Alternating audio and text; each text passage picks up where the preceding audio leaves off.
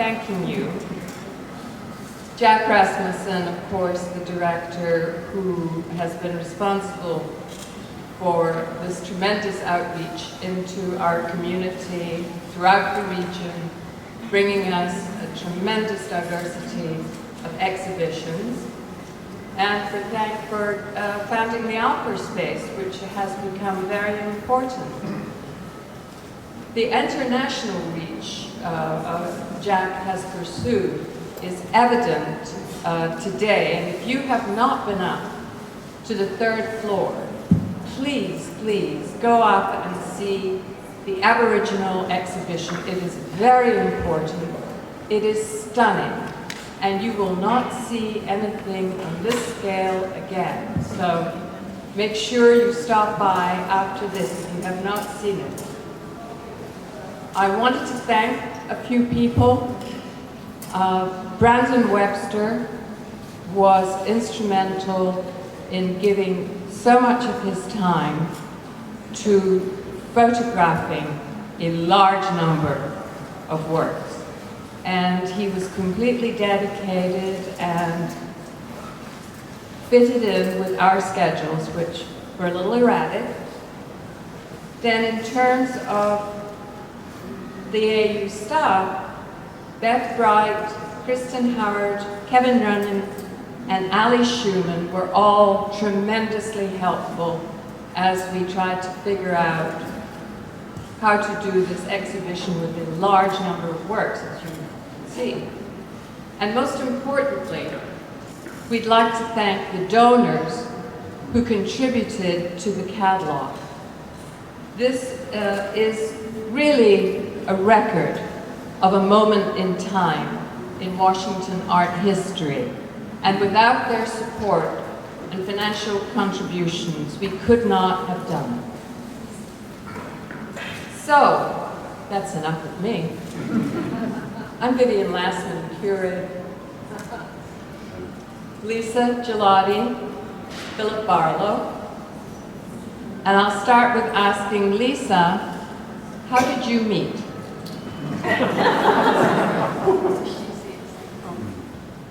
Some people know this story, but I'll tell it. So there was a new, closer? Oh, wow, okay, that is different. There was a new art space on 18th Street, the District of Columbia Arts Center, DCAC, and they had just opened not too long before that, and I was an early volunteer and was friends with the woman who was the director, Margaret Schnipper, and I was in there one day just visiting with Margaret and hanging out and chatting, and Philip was volunteering there, and we met, and then we, through just a series of circumstances, ended up volunteering together many times after that, and became friends and friendly, and then started seeing each other. So I don't know how much more detail I can give. Did you want to add, Philip, to that? I will just say that I went. This was in January of 1990 when we met, and the week before we met, I went to a art gallery in the district and bought the first piece of art it was sort of, an official collector. I mean, both Lisa and I had some art because we were obviously art interested, but we'd gotten some work around various places. But I went and bought a piece of art from an art gallery the week before I met Lisa, and so everything else from that first piece we did together. And that was the James Wells? Yes, that's the James Wells print. It's right over there. It's in here. By the way, I also thought you'd like to know the format for this. We have an hour, so we thought that for the first 40 minutes we'd talk about how Lisa and Philip collected and put together their collection. And then we'll have time, about 20 minutes, for questions from the audience, and if you want to address a question to any one of us, please do so. And at the end, we will all still be here if you have further questions that we've not been able to answer. So, the collection. There is a consistency in the collection. There's a coherence in the collection that is quite evident as to anyone. Philip, would you like to address this coherence and consistency? Sure. You know, I think that it helps the fact that Lisa and I, again, basically started this together at the same time. I bought the one piece, and then everything after that we did together. So, you know, we both kind of developed our sense of collecting as a team. So I think that probably helped the fact that there's a coherence that we both kind of shared ideas as we went along, and it formed the basis of how we collect and what we collect. And I also think that the fact that we have both of us, math and science backgrounds, and I think that is something that kind of has been sort of an element that draws us to a particular kind of work, something that appeals to us in that way. And I think that that's really, it's the fact that really, except for that one piece, we did it all together, and we developed sort of a consistent understanding between the two of us of what we liked and what we wanted to collect, and the fact that there was sort of a shared interest in the kind of things that appealed to us, that kind of, I think, comes through in all of the work that we collect. And I think it helps it to, we think it hangs together as a consistent body of work, and I'm glad that other people seem to think that too. Lisa, can you tell us how you and Philip educated yourselves about art? How did you go about understanding your tastes in art, what was available, how to select? How did you do that? I think just by going out and looking at art, and not in any one type of place, clearly not just in museums, of course, but in local galleries, art spaces, nonprofits, anything, people who had taken over, an unused building and were having a show for the night. Pretty much anywhere, even trying to go and look at art in artist studios, just trying to see as much as we could with as much variation.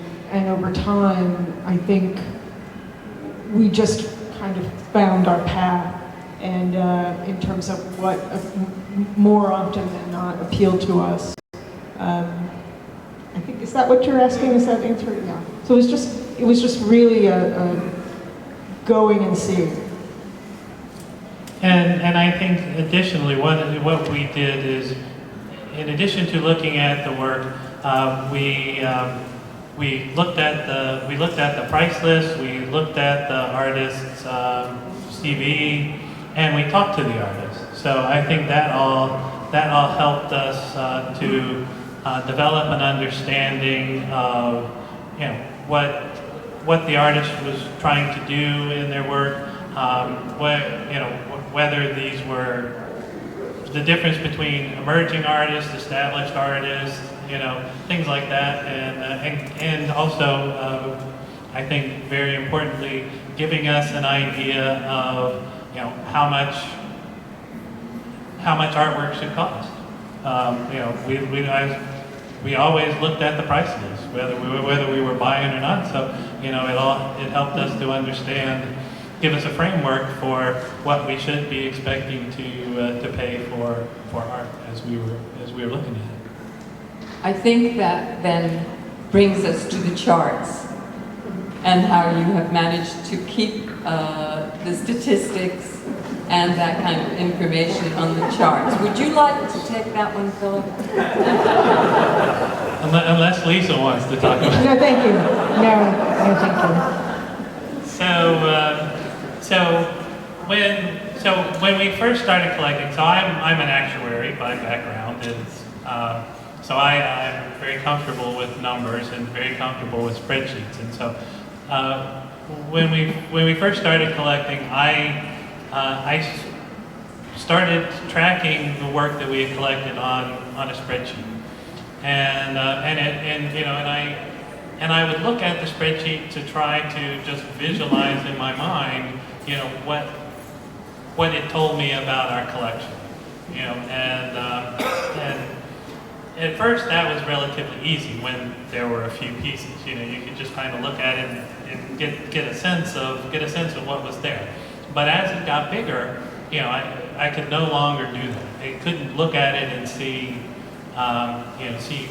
how many women we had in the collection, or whatever other kind of statistics that I wanted to that I thought might be interesting to understand. And so I started doing graphs to help understand the collection. And so I'd add columns to the spreadsheet to give information, and then created graphs to look at them. And that was an amazing help to be able to visualize it, because the first thing I learned is that what I thought from just scanning the list and saying, oh, this looks pretty good, it was very different when I actually put some facts to it and looked at it as a graph. So I thought, so that was very important, and so I continue to do that. I'm always trying to figure out different things to graph. And some of the things that I had done in the past, I got rid of because they seem to lose their usefulness.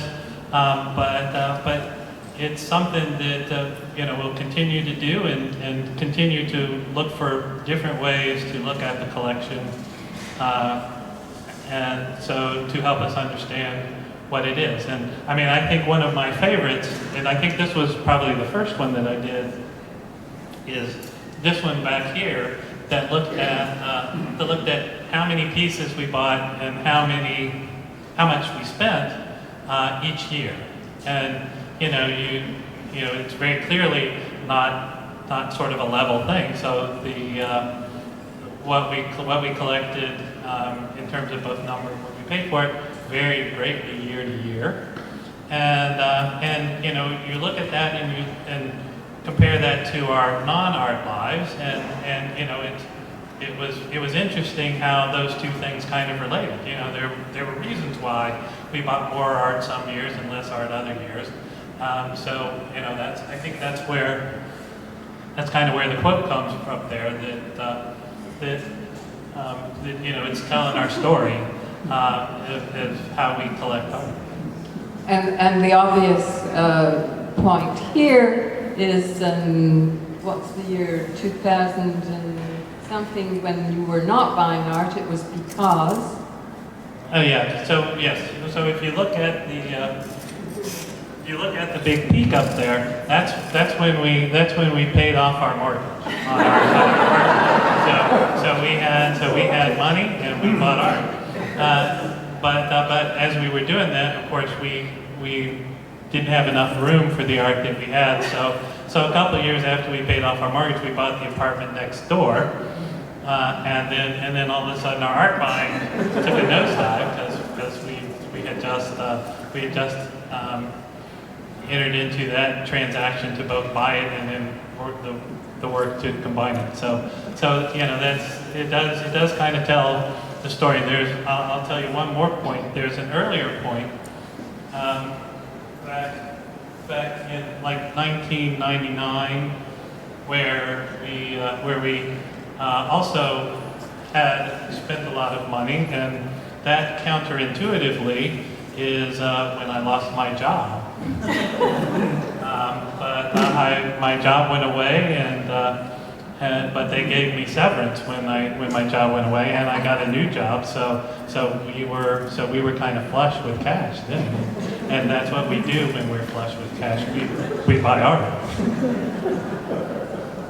I have to probably let you know at this point that I am not a numbers person, and Philip appeared with 8 charts, and I said, "Where are they going?" And he said, "Oh, they're very important." And so there was a great learning curve for me, and there was a large negotiation with Philip on the charts, and they did end up on the wall. But not all 8. Well, I got rid of 4. It was narrowed down to 8, Vivienne. That's what you don't realize. I did some of the earlier work. Oh, yes. Oh, yes. Thank you, Philip. I've known Philip and Lisa since the 1990s. I had a gallery in DuPont Circle, Charlie Fitzpatrick Lassman, and they were just beginning their collecting adventure, and would come into the gallery and look at everything very, very carefully. And they would find something that I think you bought about 4 pieces from us. Yeah, I think we looked at that. And sometimes they couldn't afford it. You know, it was one of their off years. And so we would make arrangements for them to pay up each month. We'd usually let you take the art home, didn't we? We trusted you though, and you'd take it home first. And Yes, then we were very trustworthy people. Lisa, I'd like to discuss the philosophy that you and Philip have in terms of you don't have a lot of money. You're not wealthy collectors. You have dedicated yourselves to this passion. And you have done it in a very egalitarian way. And can you just talk a little bit about how you feel it's so important to support all the aspects of the art world in Washington? The nonprofits, all the different aspects. That is true. We do think that. I mean, we met at DCAC, so it's obviously important to us to support local arts organizations, especially nonprofits. I think, you know, as I said earlier, supporting the community, seeing art in a variety, from a variety of sources, but as part of that, supporting the underlying community that supports, you know, the bigger picture is important. And, you know, that includes well-known artists, it includes, you know, not so well-known artists, it includes folks who are just starting out. We love going to see student shows, for example. And actually, we love going to see student shows. That's a great way to see, for anyone who's not aware, artists who are, you know, kind of beginning their career, and really seeing their early work, and then you can follow their kind of trajectory of, you know, making work and how that progresses over time. And we love it when we find a piece from a show, you know, a bachelor's or master's, and then, you know, follow that artist's career and watch how they grow, and then we can buy later pieces where maybe their career takes off and we can wish them well, because we can't afford it anymore, yes, or whatever. But yeah, I mean, is that what you're getting at with yes. that? Okay. Did you want to add? Yeah, I'll just say that I think Lisa touched on one of the things that it never occurred to me as a benefit when we were starting out. We we did have a focus on collecting art to support the local art community, so that mostly means local artists, supporting also the galleries and nonprofits that operate here. And one of the sort of side benefits that, again, it kind of developed out of that is getting to know the artists and getting to see their work, talk to them about their work, getting to see their work, what they were doing before the piece that we got, and what they continue to do after the piece that we got, because it helps, it helps take the art away from just being an image of something that you like. It adds some depth to the understanding of it, because when I look at any of the pieces here, again, I see more than just the object there. I see, there's a whole story around it, the story of the artist, all of that, and I think it adds a layer of benefit to collecting that you miss if you collect work from people that you don't know and may never see them again. It was a great benefit to us. And I'll also say, because I know you like it when I talk numbers.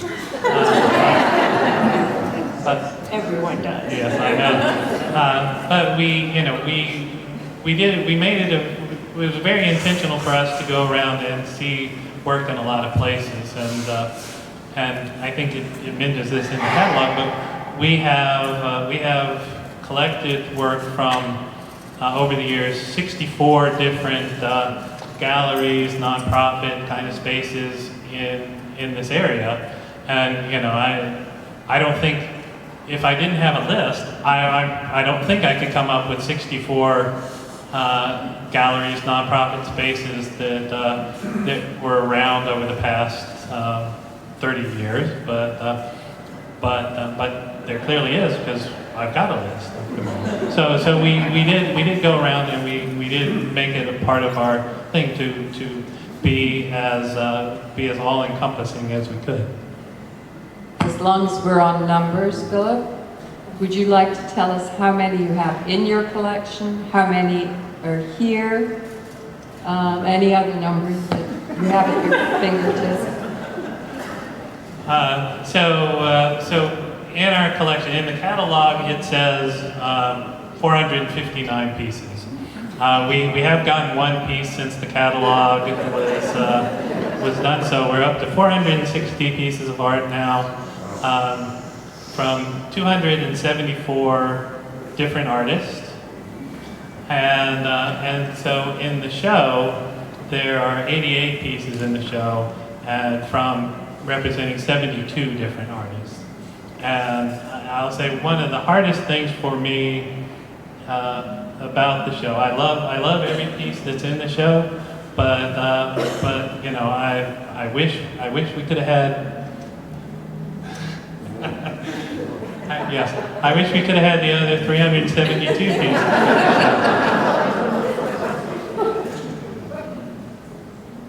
Since the exhibition has been up, there have been the same types of questions over and over again. So let's run through some of the ones we've heard frequently. Lisa, where is all the art? And do you have any in storage? We do not keep art in storage, so it's all either up. Well, no, that's not true. So if we were doing this not too long ago, 6 months ago, we would have said it's all either up or it's sitting on the floor waiting to be up. It's in a transitional part. But we redid part of our apartment and moved some walls around not too long ago, and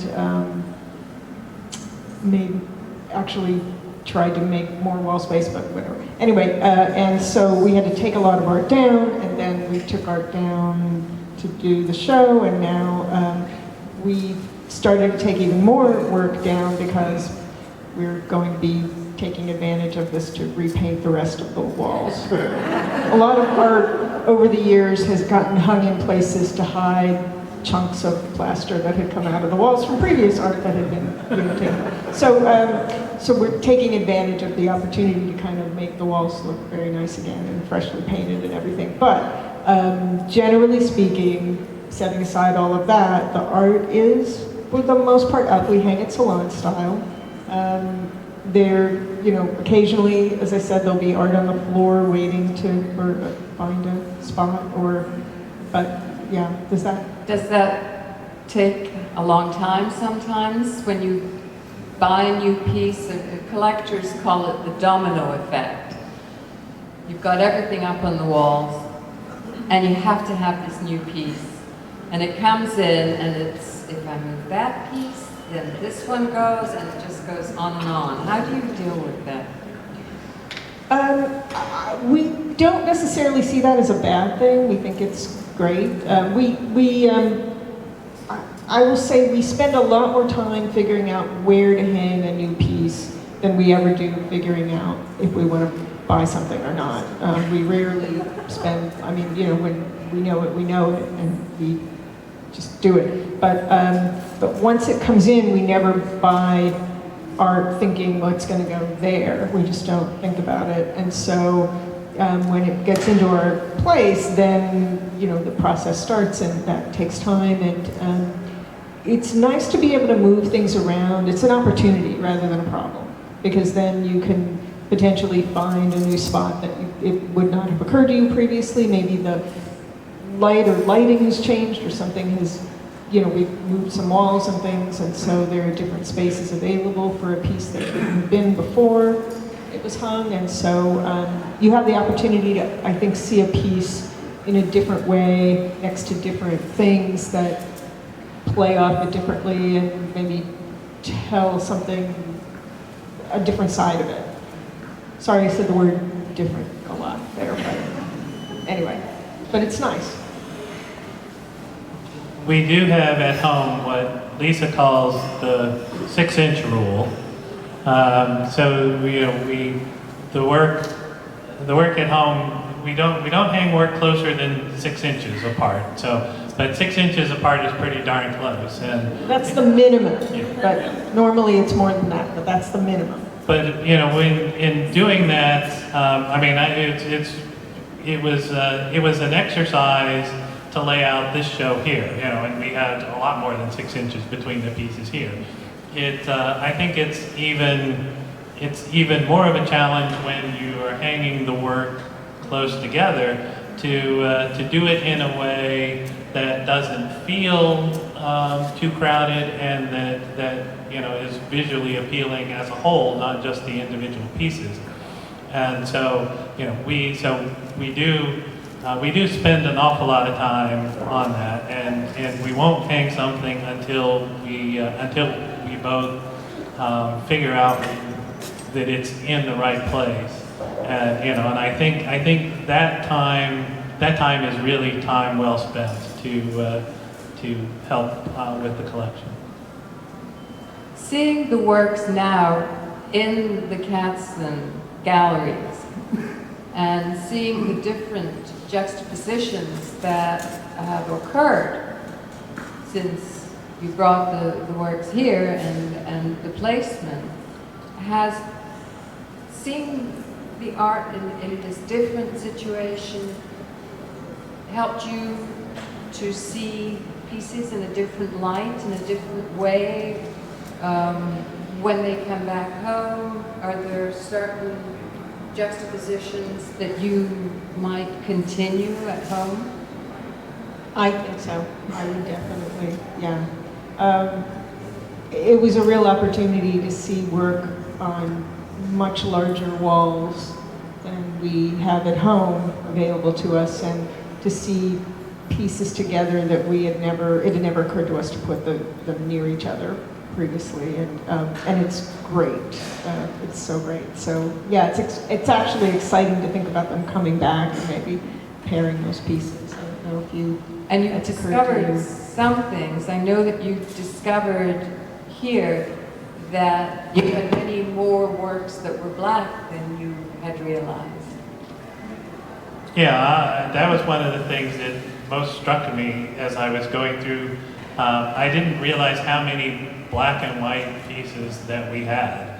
But as I looked in the show and then looked at the stuff that was still at home, so I'd already decided that our next show is going to be black and white work. So we've got enough for that. So whenever anybody's ready for that one, we'll be good to go. Just before I turn this over for questions, another question that you get fairly frequently is where do you see the collection going? What sort of arrangements will you make? Any thoughts that you have about that? I know, for example, that part of their philosophy is they will not sell any art. That's just something that they will not do. Yeah, we have not ever sold work. Work comes in and doesn't go out. It's not for us. It's never been an investment. It's been a passion or something to do, and so we will never sell work, and that's one of the things that I think we haven't figured out what we're going to do with it after we're through with it. The world is through with us, you mean? But we that's one of the things that is very high on our list. That we're not going to sell it. We want to do something with it that hopefully it can still be seen. So we'd rather have it someplace where somebody can look at it. But we're still open for suggestions. And if anyone has any suggestions as to where this show can travel to, please be in contact. All right. Do we have questions from the audience?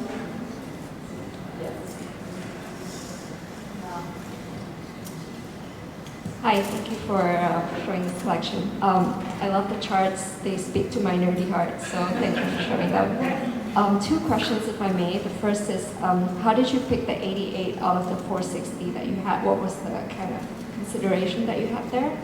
And the second is, I'm curious to know about your process of negotiation with each other whenever you're buying a piece. How do you both come to an agreement, or can you walk us through a little bit of that process? Thank you. So I'll take the first question. How did we pick the 88 pieces? I think it was very much a collaborative process between the three of us. It was a long process. One of the things that I think we did early on is to help very slightly, because like I said, we collect, most of the work that we collect is from local artists. We do collect some work from non-local artists that we got from local galleries. And when we decided that, particularly since the show was going to be here, we would limit it to the local DC artists. So that took off one very small layer of it, and we still had a lot of work to do. And then we went through and made a few trial selections. We go through and mine would be 200 pieces. And mine would be 50. and then we would compare notes, and then we would add stuff, subtract stuff, more. We Zoomed almost every week for almost a year. Yeah. Yes. And Jack had agreed to the exhibition about 3 years ago, which was just about the beginning of the pandemic. So we loved Zoom. Yeah, it seemed like when Jack okayed the exhibit, it seemed like it was a long ways away, and then something happened, and all of a sudden. But you know, it was a very collaborative process. You know, we did. As we got farther along, some of this happened kind of naturally, but we wanted to have work that covered the whole period that we've been collecting. So it's kind of, you know, it shows what we've been doing. You know, there's work from every year that, you know, that we've been doing this. We also didn't want it to be just one piece from every artist, because we felt that it was kind of important to you know, even though most of the 274 artists in our collection we only have one piece from, there are some we wanted to make, you know, to recognize that there were some artists that we had continued to collect over the years, and you know, so we kind of wanted that to be, you know, people to be able to aware of that. So, but you know, it was very much a process of just continuing to discuss and finding out, you know, figuring out what work we could live without being in the show, what work had to be in the show, and ultimately settled on the pieces that we had. And when we got through with installation, I think I said that if we'd had one more piece, there was probably no place to put it. So we apparently got about the right number. And there wasn't one more place to put it, and we did not come to blows.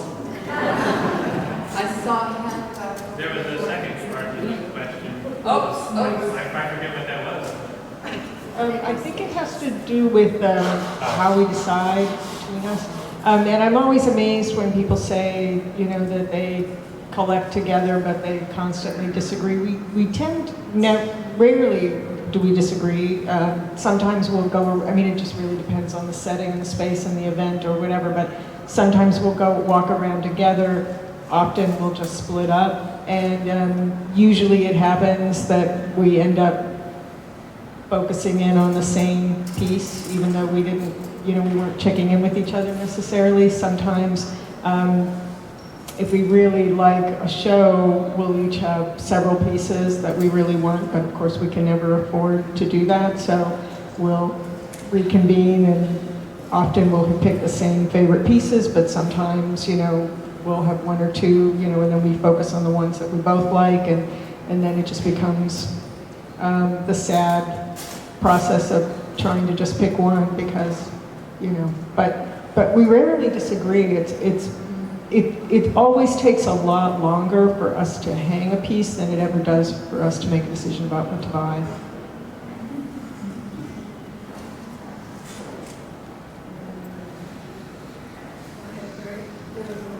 Speaking voice for, so I hope you can hear me. You have to hold it really close. Even closer. This? I have to eat it, do I? Okay. I was curious, you spoke of looking for a traveling venue or a series of venues for your work. Is that a possibility, or will you find yourself putting it back in their storage areas? Thank you. I had another question.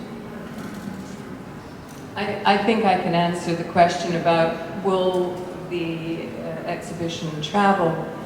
Not at the moment, unless someone comes up with somewhere for it to go. It's ready to go.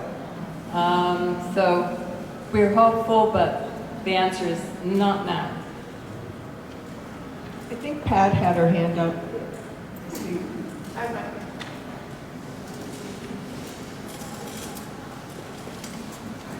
So I know you said you had more charts that you didn't show, and I was curious if one of the charts might be an indication of how many pieces. I know you keep meticulous records of all the purchases and everything, receipts and the mailed invitations, and I was wondering if you had a chart that showed how many pieces you bought from the invitation that you received in the mail.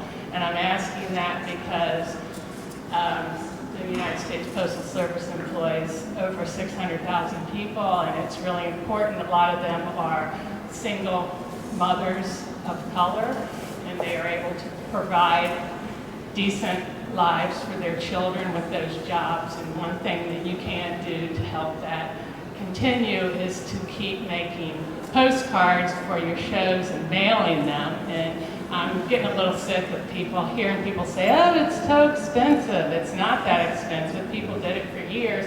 And I do know for a fact that you have a lot of pieces that you bought the image that was on the postcard. Is that correct? So I don't have a chart for that because that's a hard one to chart. But I did actually go back and look a couple years ago, I think, to try to see if I could line up all of the pieces that we have that were the invitation pieces to cards. And for all you youngsters out there, that's the way they used to do it. They used to send out cards for the shows. But when you have 450 some works, even though we had quite a few that were invitation pieces, and that's certainly not something that we shoot for. We don't say, I want the piece that's on the invitation, but we do wind up sometimes doing that. But it really was a very small proportion of the 459 pieces. It was not significant. I think that also brings us to another point that we discussed, which was when you called yourself old-fashioned and said that you and Lisa were not interested in purchasing online token works, that you like to see the work in person.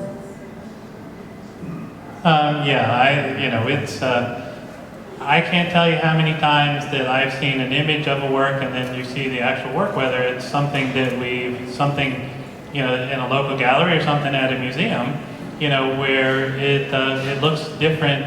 I do not have the skill to look at a flat image of a piece of art and know what the actual piece looks like. So I want to see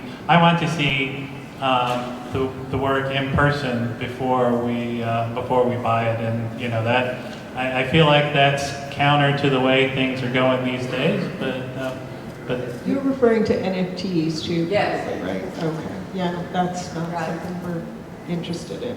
But Not fans of the Van Gogh extravaganza.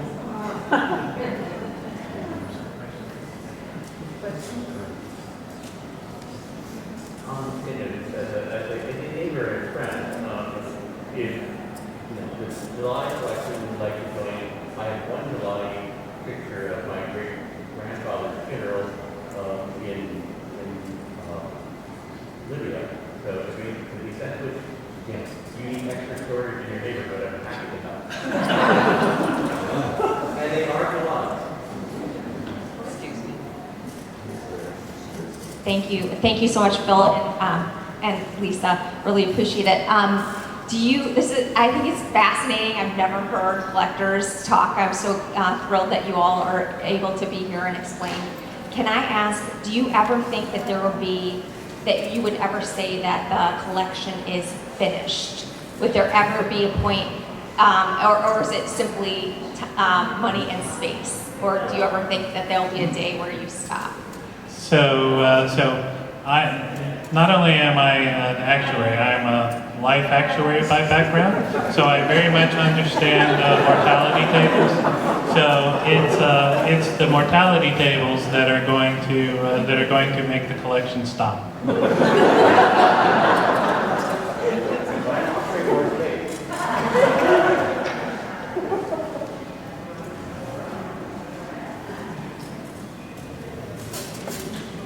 Hi, I'm so happy to be here. How does all of the data that you collected and analyzed affect what you buy in the future? Do you intentionally try to not let it affect what you buy, or is it intentional? That's a really good question. So we buy the work that interests us. The way that the data influences us is it reminds us that we need to make sure to see a broad variety of work. So we will always, we're not going to buy something to check a box in the chart, but it serves as a reminder, that you need to make sure that you are as broad in scope looking at art as you can, so that you can make sure that you see the best that's out there.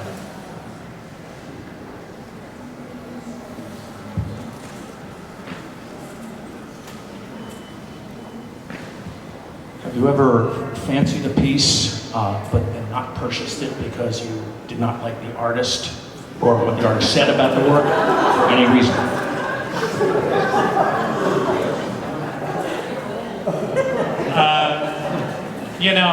I would say that we look at this as every decision to buy a piece of art is really a decision not to buy a different piece of art. We have not run out of art that we are interested in buying. I can't specifically remember a time where we chose not to buy a piece because of something that the artist did or said. Obviously, if there's something in the work that we don't like, then that's a pretty good reason not to buy it. But I can't think of anything. But again, it's really just part of the natural flow. If we're not buying work from artist A, then that money's going to work from artist B somewhere.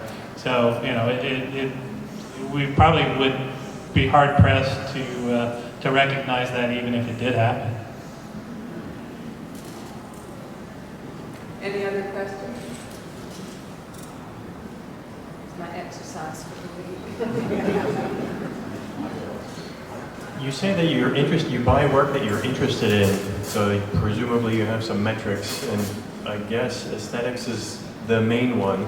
But have you ever come across a piece that you aesthetically were okay with, but you were like, this artist is going to be important and we got to get in on the ground floor and we want to buy a piece of this art now, why it's still accessible?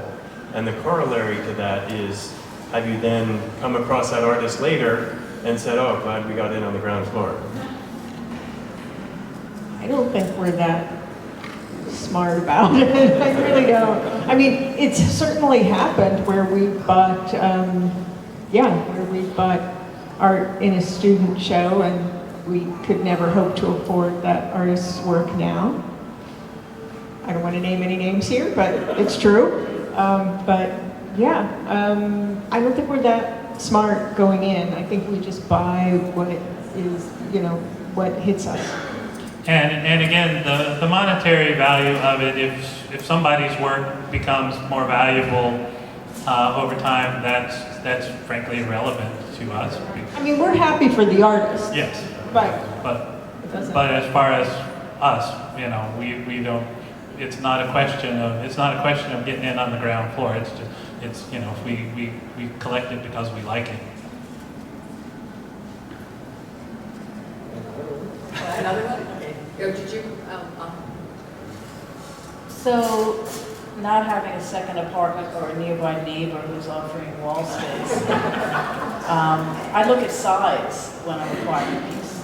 And I see you have some big pieces, but as your walls have filled, have you started buying smaller?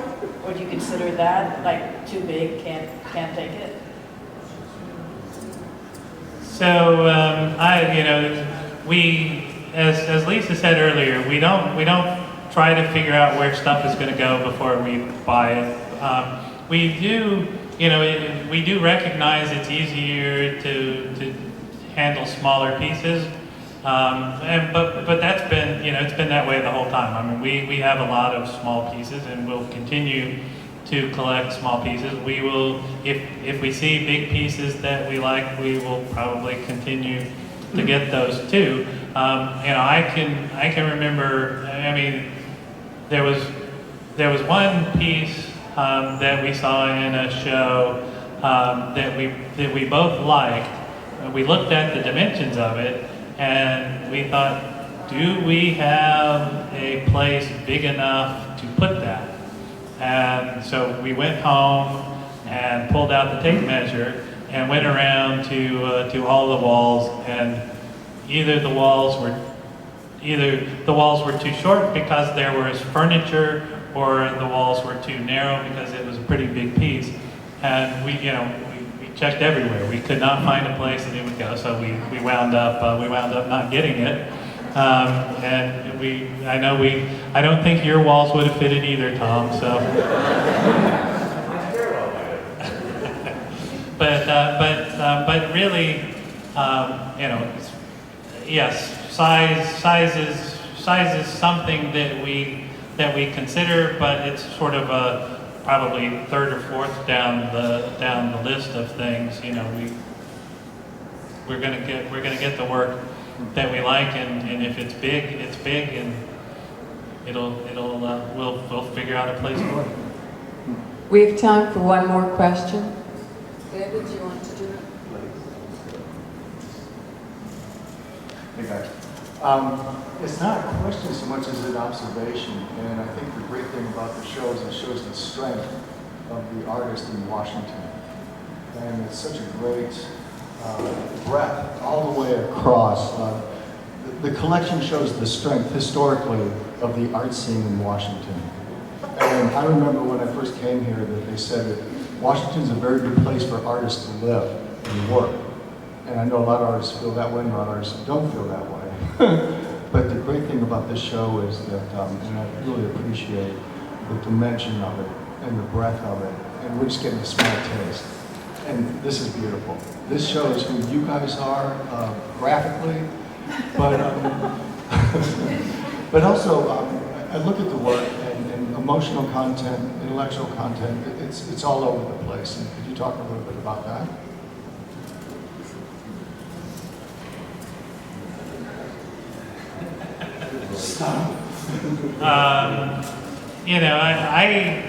I think that for me, I think that I mostly look at it intellectually rather than emotionally. That's sort of my analytical background. That's the way I kind of think about it. Although there clearly is an emotional aspect to it, because for those of you who are interested, I can tell you a story about all 88 pieces back there that will bore you to tears, but they're interesting to me. So, I think going in, for me, it's more than, I think I tend to look at them more intellectually. I think for me it's both, but it depends on the piece. Some pieces hit you more emotionally, there's an impact there, and some are more contemplative or maybe detailed in a way that's like intellectually focused, and there's a different sort of rigor in that. And like the Kiki Felix at the beginning of the show out there by the front desk, that packs a wall up, for me anyway. But there are other pieces places in the show that are so, I mean, if you compare that to River of Numbers, say, you know, I mean, those are two very different kinds of pieces. And actually, frankly, River of Numbers is emotional as well, you know, but it's just, but then Kiki's piece also, you know, there's content behind it, right? So that's, you know, and there's, anyway, I guess what I'm trying to say is it's both for me, not just any one thing. But just to come to an end and conclusion, would you each give your thoughts on what kind of advice you would give to young people starting out as collectors?